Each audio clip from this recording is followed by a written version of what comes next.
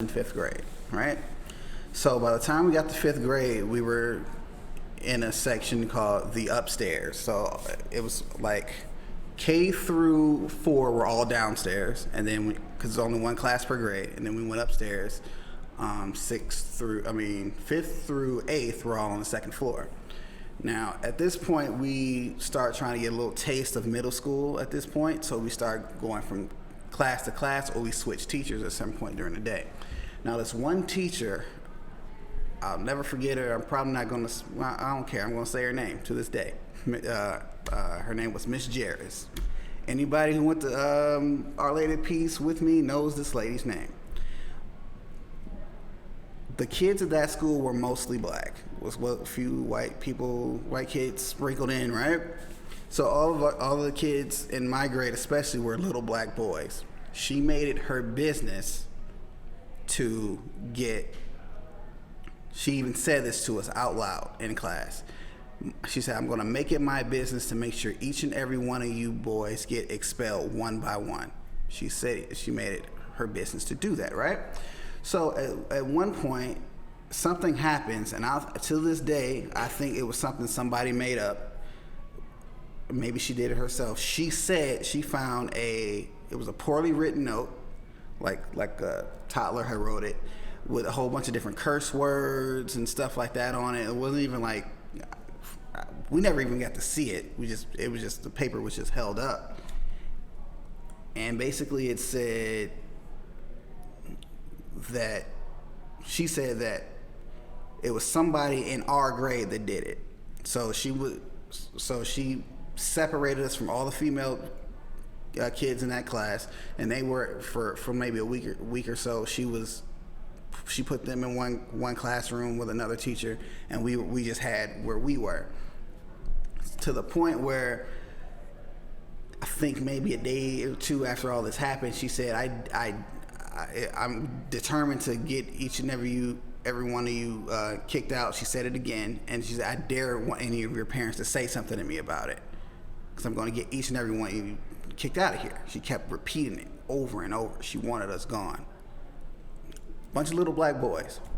Now, my mom not being the one for that,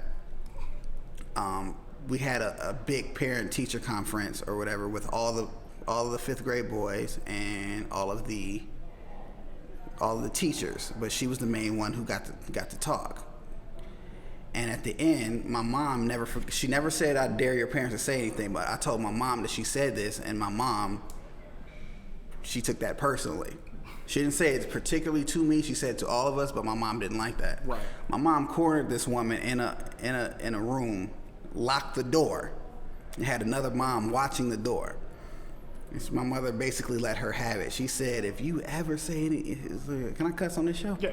She said, if you ever say some shit like that to a bunch of little black boys, what's wrong with you? You're supposed to be helping them and teaching them how to do right from wrong, and they look at you like, she went off on this lady.